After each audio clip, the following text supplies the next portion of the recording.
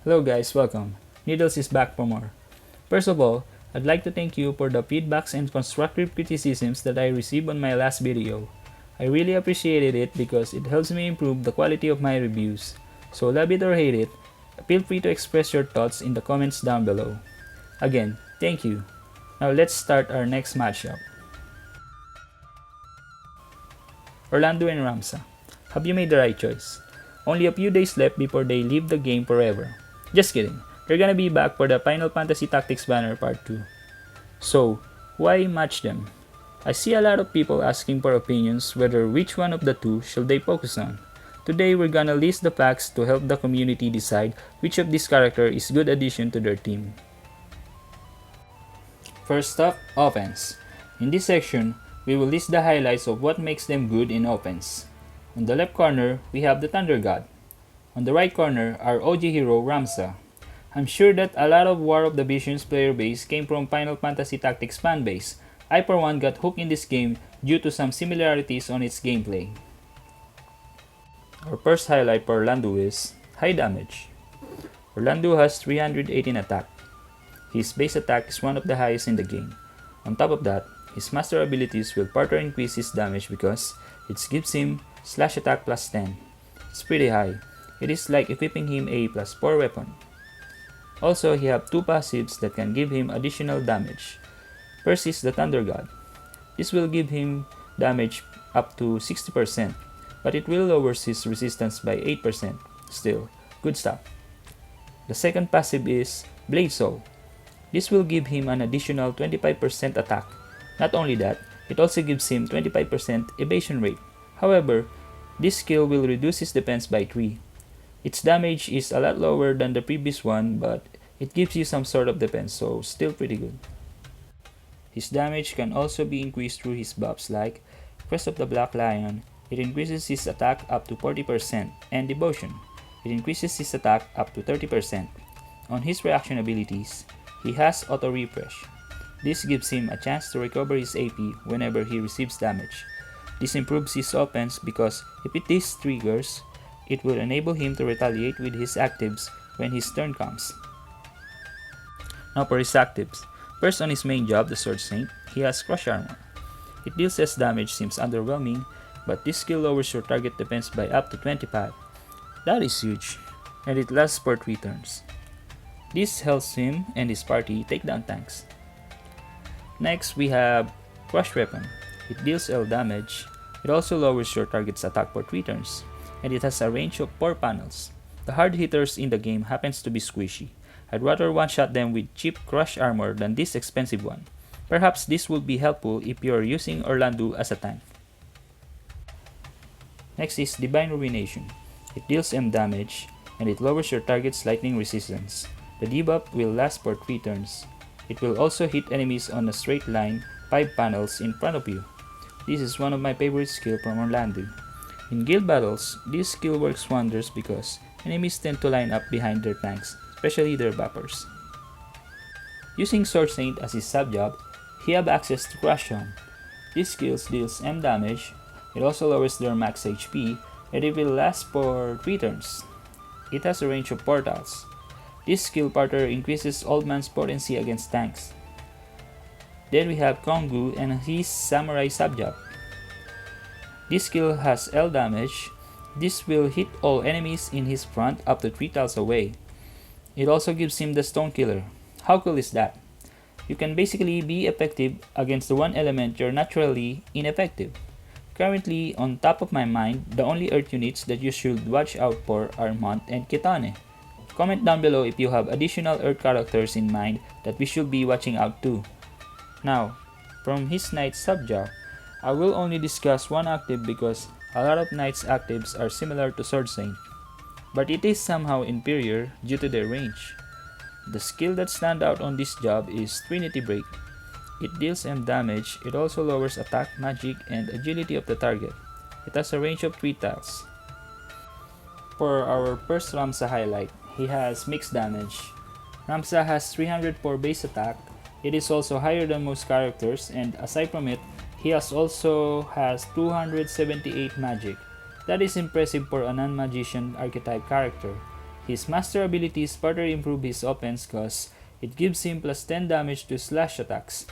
Take note that this effect will both increase his physical and magic actives. That is because both of his physical and magic actives are slash attacks. Just to be clear, his Spellblade actives uses his magic score to calculate its damage, but the damage type is slash. Therefore, it isn't effective against enemies with high slash resistance like tanks. This is an advantage because if the enemy wasn't aware of this mechanic, they might think that they need magic resistance against you because they can see that the overall magic attack of your team is high. His Limit Burst Ultima, on the other hand, deals legit magic damage. It deals L amount of damage. It is non-elemental, meaning it will deal full damage against all target unless they have magic resistance. This Limit Burst is also unevadable. For Ramza's actives, first is Shimmering Blade. The AI's favorite. It deals M amount of damage and it has a range of 5 tiles. It has the damage and the range plus each chip in terms of AP. The only problem with this is its damage is based on Ramza's physical attack, so if you're building his magic and fate, this skill won't benefit to it. Then we have Banishka Blade. It deals L damage to targets within 2 tiles in front of him. Additionally, it bestows Ramza the Dark Ether buff that will further increase his damage against dark elements. I'm not sure if this will also increase the damage you do against character who uses Dark Espers. If somebody knows, please confirm it in the comments. Then you have Bioblade. It deals M damage. It poisons your target which causes them to lose HP at the start of their turn for 3 turns. Very potent against Agile characters. The only thing I don't like on this skill is its melee.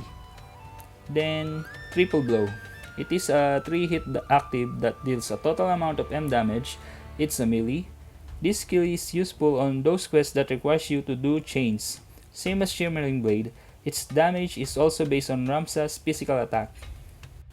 For Orlandeau's next highlight, Orlandeau has decent critical rate. Orlandeau has a total of 177 dexterity. It's average. However, he has a node on his ability board that increases his critical rate by 9. Orlandeau's critical rate can be increased further through his devotion buff. Next on Ramza, he is long range. His Ultima has a range of 5 tiles. Also, his Shimmering Blade from his main job has a range of 4 tiles. Should I talk about Crowstone, anyone? On his ninja sub-job, he has Shuriken that deals S amount of damage and is non-elemental. He also has Cotton. It deals M amount of damage and non-elemental as well. Back on Orlandeau's corner, he also has long range and decent AoE. Crush Armor has a range of 5 tiles. In the forest map, the current map in the arena, this skill enables him to hit the enemy on the other side, provided that they move near the cliff. The auto AI loves using this. Decent AoE, Divine Ruination hits all his targets 5 tiles in front of him. Next, for his sub-job as a Sword Saint, he has access to Hollow Bolt. It deals S damage to your target and anyone beside it. Additionally, it also has a chance to inflict silence. However, you need to increase your fate in order to proc it at a high rate. This will render Orlandeau more vulnerable to magics. Last but not the least, his Limit Burst, the Thunder God. It deals L damage to anyone who is 3 tiles away from the main target's front, back, and sides. It can be casted 3 tiles away from Orlandeau. Additionally, it gives haste for 3 turns. Pretty OP. My team once got wiped out by this in one shot. For his next highlight, he also has debuffs. Orlandeau has defense down from Crush Armor, max HP down from Crush Helm, attack down from Crush Weapon, lightning resistance down from Ruination, and on top of that, he doesn't even need Fate to proc it. In his other job, he also have Disable, Magic Break, Speed Break, and Blind. Some of this requires him to increase his fate to be effective. And I guess that's all for their offensive capabilities. Now for the verdict, I'll give this round to Orlandeau, due to his raw power and how he can effectively bring down the most hardest characters in the game. For our second round, we will gonna highlight their defenses. First, for Orlandeau, he has high HP. At max level, his HP is 2436. It's above average, plus he have plus 15% HP node in his ability board. He can further improve it with his Battle-Wise passive by up to 15%, also an additional 15% from his HP up passive. Now for Ramza's defense highlight, he is resistant to magic. He has natural negative 10% resistance to magic, which is better than most melee characters. He also has plus 6 spirit from his ability board. You can furtherly increase his resistances by up to 12% when you equip his Providence of Darkness passive. And on top of that, you can equip his Magic Guard reaction ability. This will give him a chance to block an incoming magic damage. One of his buffs, Resist Magic, will give him and his allies besides him by up to 38% magic resistance, and it lasts for 3 turns. For Orlandeau's next highlight is he is nimble. Blade Soul possibly increases evasion rate by 12%. He also has Illusion buff. This increases his evasion and his party beside him by 25%, and it lasts for 3 turns. He can also use this Third Eye reaction ability. This will increase his evasion rate every time it triggers. The effect can stack up to 3 times. The only disadvantage to this is you got to get hit first. Now back at Ramza, he can be elusive. He has Susetsumi. This will significantly raise his evasion rate for 1 turn. Also, one of Ramza's buff is Hide. As I said on my previous review, this is supposed to be better than evasion because he won't get targeted by the enemy unless he's the only one who's inside the range. This skill is great, but unfortunately the AI doesn't prioritize casting it, so unless we got the ability prioritization updates, you may ignore this. Back to Orlandeau, we have Resistant to Physical. Orlandeau is 20% resistant to slash, 10% resistant to strike, and 10% resistant to projectiles. He also has plus 3 defense on his ability board, and an additional plus 5 once he learned his master ability. You can cut the damage even further by equipping his Sword Guard reaction ability. This enables him to block an attack, physical and magic. Next highlight for Orlandeau, aside from being naturally tanky, he also has Sustain. Orlandeau's Dust Blade deals S amount of damage and absorbs it as HP. In guild battles, this will help him sustain his HP from the first round. On this category, Orlandeau clearly takes the cake. He can either make his HP as BP as it can be or focus on his evasive capabilities or a mix of both. Next round is Support. This category is important because heals, buffs, and debuffs plays an important role in a match. When fighting in a big map, it's better to buff yourselves up for at least 2 to 3 turns than bomb rushing your enemy from the start. This is because other than extra stats, you gain AP from using your TP. In return, you can cast your most powerful spells when they come. Our highlights for Orlandeau is Evasion buff. A team of high evasive characters like Kitone will benefit from him due to his Illusion buff. His next highlight is Bravery buff. Old Man has the Meditation buff, which increases his allies' bravery around him. I guess that's it for Orlandeau. Now let's look on to Ramza. Now, Ramza's contribution to the team is being a healer. Ramza's chant can heal his allies at the cost of his own HP. Back it up with high fate and magic, and you get yourself a decent heal. Next is Agility buff. Ramza's Tailwind can increase his allies' agility. This buff can be stacked up to 2 times and lasts for 3 turns. Damage buff. Ramza's Shout can increase his allies' attack and magic for up to 30%. It also increases their bravery for additional 20. This has a large radius. Imagine using this to someone who just used Store. Next is Off-Tanking. Ramza's Taunting spell deals S amount of damage. It has a range of portals and can hit all enemy beside his main target. Additionally, this also generates hate for him. This skill offers good utility. It can actually save your tank when he is already low on HP. On this category, it is clear that our winner is Ramza. Our next category is Versatility. In this section, we will discuss the roles they fit in.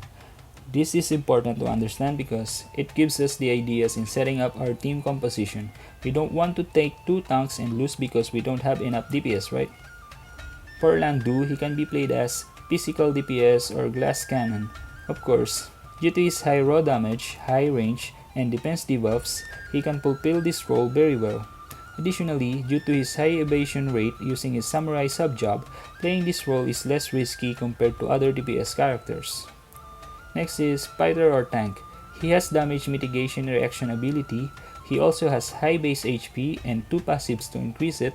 The only thing that's missing on him to be an effective tank is a hate generation active. Without it, he can't protect his party. Bow of Love can fix this. For Ramza, the roles he can play in my opinion are support.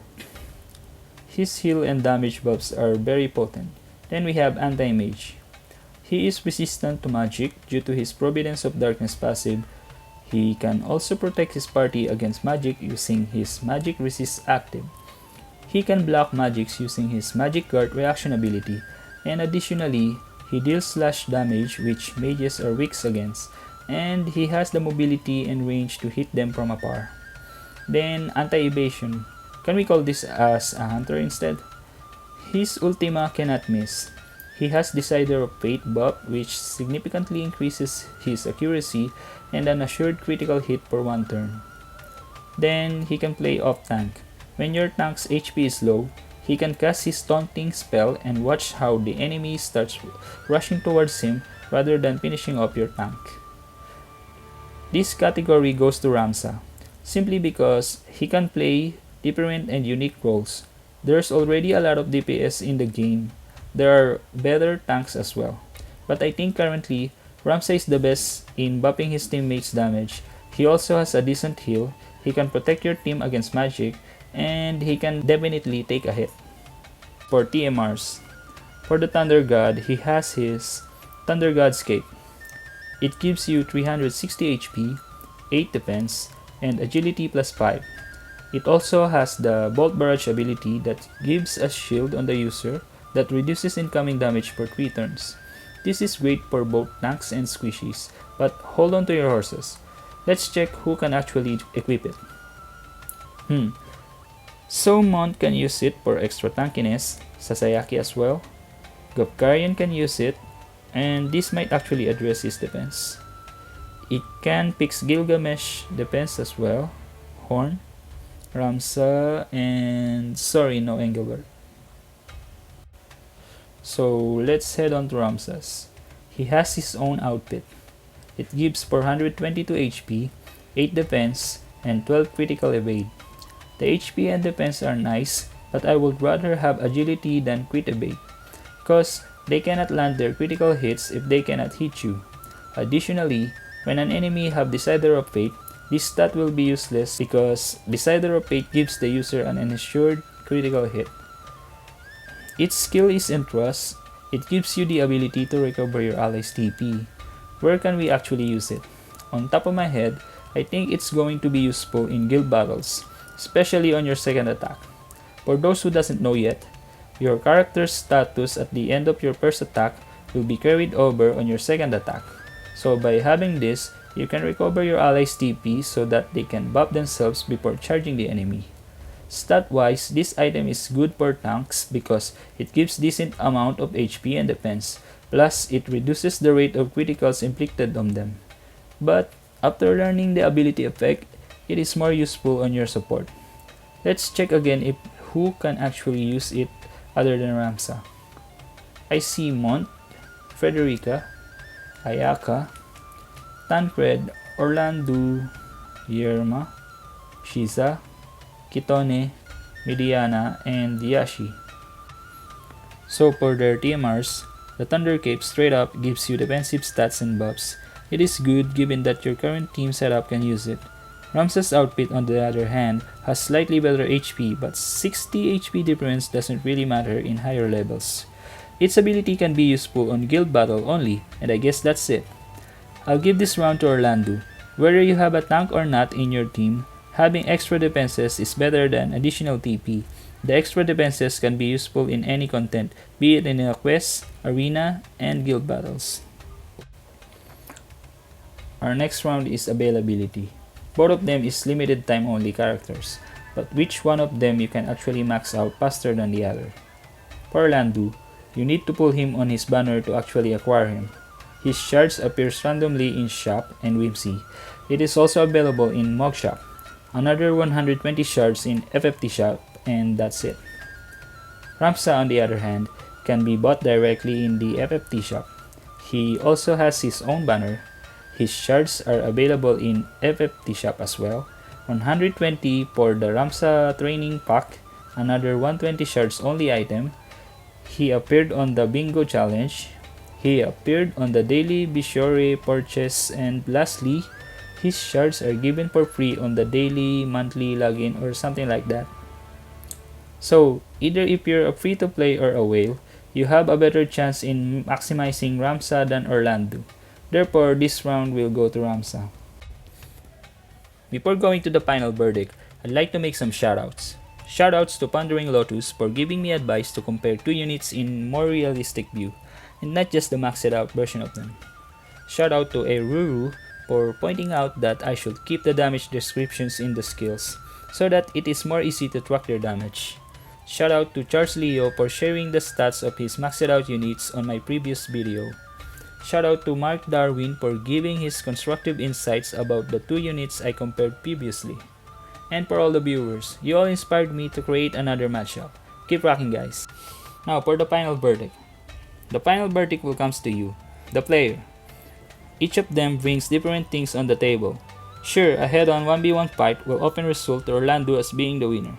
But this is a tactics game. Nobody fights the arena using a single character. Your team composition matters. A group of 3 tanks cannot win against a well-rounded team that composes of a tank, a mage, and a support. Every setup has advantages. Every setup has weakness. So you pulled Orlandeau. Now the question is, can you max him in time? I'll take a level 99 Gapgarion any time of the day over a level 79 Thunder Kid. Low-leveled Orlandeau can be one-shotted by a max-out Mont whom is a free character. A level 99 Orlandeau can also be one-shotted by slightly lower-leveled Mediana, whom was just featured last week, and is available all day, all year. You pick Ramza.